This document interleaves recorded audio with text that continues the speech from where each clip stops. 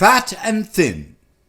Two friends, one a fat man and the other a thin man, met at the Nikolaevsky station.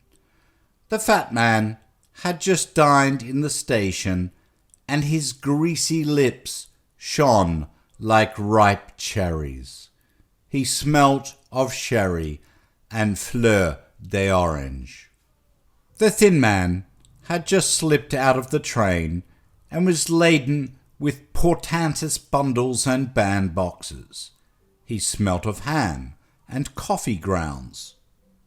A thin woman with a long chin, his wife, and a tall schoolboy with one eye screwed up came into view behind his back. "Porfiry!" cried the fat man on seeing the thin man. "Is it you? My dear fellow, how many summers, how many winters? Holy saints!" cried the thin man in amazement. "Misha, the friend of my childhood, where have you dropped from?" The friends kissed each other 3 times and gazed at each other with eyes full of tears. Both were agreeably astounded. "My dear boy," began the thin man after the kissing, "this is unexpected. This is a surprise. Come have a look at me. Just as handsome as I used to be, just as great a darling and a dandy. Good gracious me. Well, and how are you? Made your fortune? Married? I am married, as you see. This is my wife, Louise. Her maiden name was Vansenbach, of the Lutheran persuasion, and this is my son, Nathaniel, a schoolboy in the 3rd class. This is the friend of my childhood, Nathania. We were boys at school together." Nathaniel thought a little and took off his cap. "We were boys at school together," the thin man went on. "Do you remember how they used to tease you? You were nicknamed Herostratus because you burned a hole in a school book with a cigarette. And I was nicknamed Aphiletes because I was fond of telling tales." "Ho, ho, we were children. Don't be shy, Nathania. Go nearer to him. And this is my wife.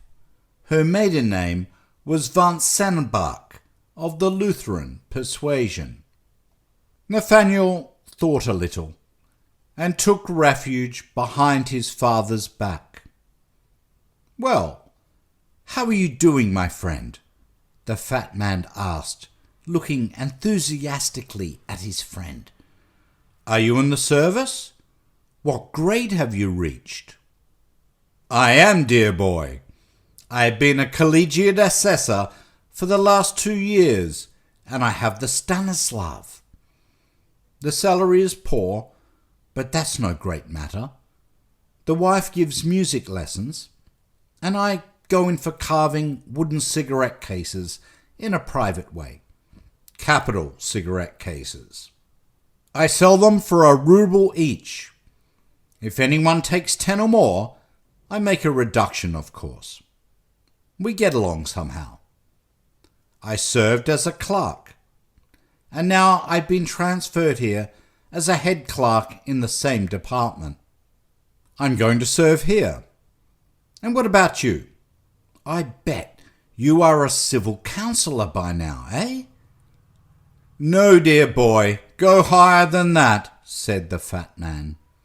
"I have risen to privy councillor already. I have 2 stars. The thin man turned pale and rigid all at once, but soon his face twisted in all directions in the broadest smile. It seemed as though sparks were flashing from his face and eyes. He squirmed, he doubled together, crumpled up. His portmanteaus bundles and cardboard boxes seemed to shrink and crumble up too. His wife's long chin grew longer still.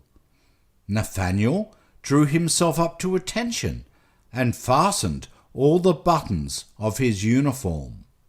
"Your Excellency, delighted, the friend, one may say, of childhood, and to have turned into such a great man. He... Come, the fat man frowned. What's this tone for? You and I were friends as boys, and there is no need of this official obsequiousness." "Merciful heavens, Your Excellency, what are you saying?" sniggered the thin man, wriggling more than ever. "Your Excellency's gracious attention is like refreshing manna. This, Your Excellency, is my son Nathaniel, my wife Louise, a Lutheran in a certain sense." The fat man was about to make some protest, but the face of the thin man wore an expression of such reverence, sugariness, and mawkish respectfulness that the Privy Councillor was sickened. He turned away from the thin man, giving him his hand at parting. The thin man pressed 3 fingers, bowed his whole body, and sniggered like a Chinaman.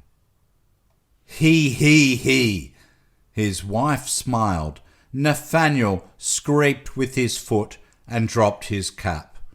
All 3 were agreeably overwhelmed.